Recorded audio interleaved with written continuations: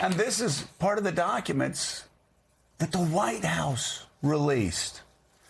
Russian actors have circulated narratives about voter fraud resulting from mail-in balloting and called some U.S. primary voting processes rigged by the Democratic Party, where basically the intel community, and this was Donald Trump's intel community in 2020, admitting that Donald Trump was using Vladimir Putin's talking points. The Russian government are advancing narratives with U.S. officials and other prominent persons as well online. These figures, says the documents released by Donald Trump, these figures are conspiring to intensify efforts as the election approaches to orchestrate a high-profile scandal implicating Joe Biden and the Democratic Party at the peak of the 2020 U.S. presidential election.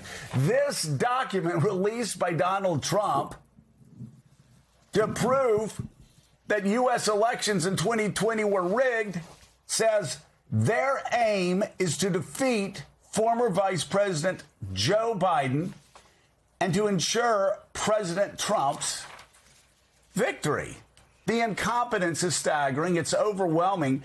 He has this speech. The Republicans, for people that don't know, I know you know this, Republicans were freaking out on the Hill all day. They did not want him to give this speech because they knew it would end just this way, with Americans concerned about how much gas costs, how much their rent costs, how much their health care costs, how much their health care costs, and how much their health care costs, the war going on in Iran. He does this speech anyway. And this is what happens. The only thing he proves is, well, let me read his words, that the Russians' aim was to defeat Joe Biden and ensure Donald Trump's victory. That's Russia. That's Russia. And also, of course, that the Russians were using their time-tested theory of vote rigging in a Western democracy, which Donald Trump picked up and spouted out and accepted just hook, line, and sinker. So tell me about the speech last night. What did he accomplish? What did he not accomplish? And was he really just trying to lay the predicate for trying to rig the November election? Well, I think first we should say, Joe, that I'm not sure. What do you think the total number of times that Donald Trump has said that the theory that Russia intervened in the American election in 2016 and in 2020 to try to help him win? How many times do you think he said that that's a hoax over the last 10 years? Right. I mean, can you count that high? Right. Can you count that high? No, I can't. And now he's declassified. Now he's classified a bunch of documents that basically prove that what Robert Mueller said in 2016, which was there was no collusion between the two of them, but also that the Russians had intervened in the election on Donald Trump's behalf, and that it just happened again in 2020. The Russians like Donald Trump. They want him to win. They're on his side. That's what these documents prove with respect to Russia. I think that, Joe, you pointed out the people on the Hill did not want him to give this speech for a variety of reasons. This is the last topic that any Republican who's in a contested election in America wants to be talking about right now.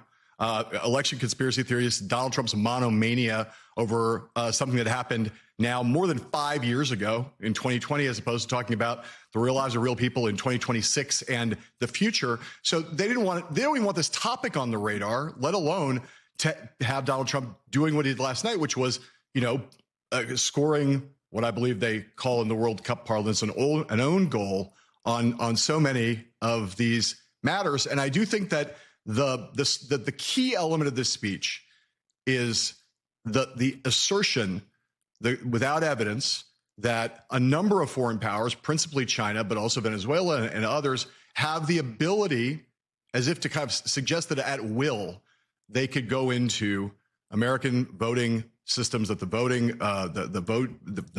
electronic counting systems are easily manipulable, and that the hostile foreign powers will be able to change votes, even though there's no evidence adduced anywhere in this that they've ever done that before, but that their ability to do it is setting the table for a claim after the midterm elections, if they don't go the way Donald Trump wants them to, that is precisely what has happened here. And you can imagine, very easily imagine Donald Trump just saying, well, I told you China could manipulate our elections. And now on the face of it, it's obvious that they have. We must have an investigation over the course of the next 2 years. Yeah. This is why we must federalize elections. We now have to investigate. We have to get to the bottom of this. But obviously, this election is fraudulent. I just, that it's as clear as day. That's part of what this speech was about, was setting the table for that. Right. So what's so interesting is something new here, and that is how the media covered this. And Willie, first of all, Fox had that disclaimer that they were reading a legal brief practically for a million different reasons. Well, for 778 million reasons. Yeah. And then Fox News this morning, the comfy couch, they didn't mention this speech when they opened the show this morning. So that's incredible in itself. And then a lot of networks chose not to cover it. And if I understand correctly, CBS, because Tony Dokoupil's been kicked around a bit, they did an extensive fact check on the speech, pointing out disinformation. I think the media, in some ways, did its job here. Yeah, I think that's right, Mika. I mean, there's not an obligation on the part of the press to platform just bald-faced lies and amplify them to tens and millions of people in this country. NBC did not take it live. ABC did not take it live.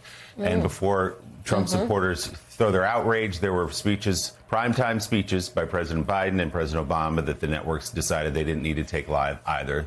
There's a precedent for this. But there was a decision made at several networks not to show this stuff because we've heard it all before.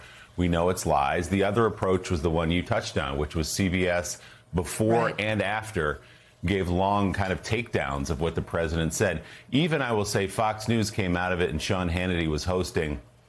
He was not thrilled by the speech. I think low energy and let's move along was kind of the theme of the night.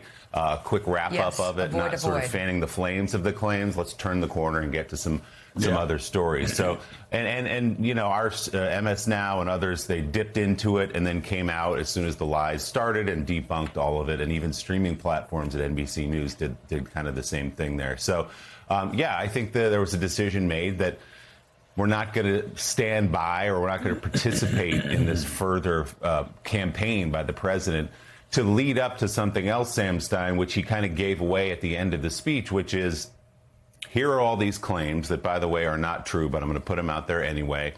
And why am I giving this speech in primetime? Because of what I just said.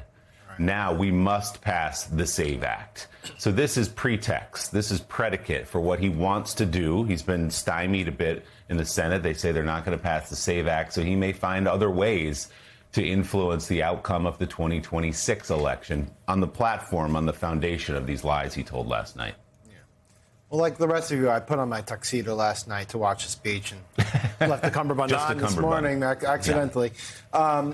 This did seem, I thought the biggest part of this speech was sort of the unstated context, which we've been alluding to here. Why give the speech now, right? I mean, some of the stuff, and I was sorting through the documents last night they put up, has been declassified for weeks or months by Tulsi Gabbard and others.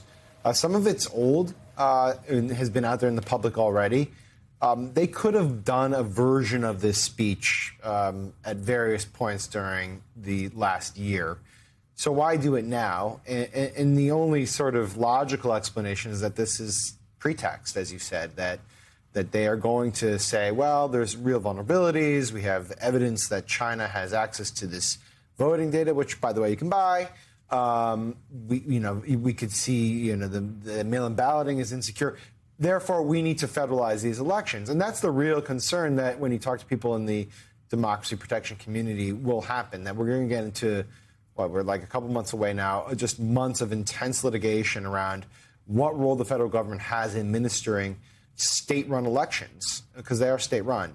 And so I sorted through all this stuff last night. I went through these documents. It is woefully unsubstantiated, the claims that he made. In fact, as Joe's been talking about, a lot of the stuff that's in these documents, primary material, just supports the opposite. It supports the idea that Russia was the primary actor here trying to interfere with the elections.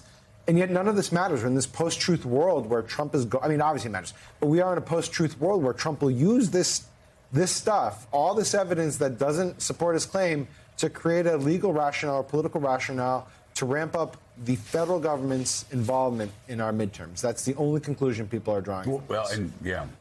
And you look at the polls, Mika, what's so sad is that actually almost 2/3 of Republicans have just marched in lockstep or in an Orwellian way to say, oh, yeah, the 2020 election was rigged, because dear leader has been repeating it so much. Only 9% of Democrats, only 21% of independents believe that. But how sad that an entire party has gone lockstep and did exactly what George Orwell warned about. The party tells you not to use your ears, not to use your eyes, to just blindly follow dear leader. And this is where it leads you. It leads you down a pack of lies. Good luck with that.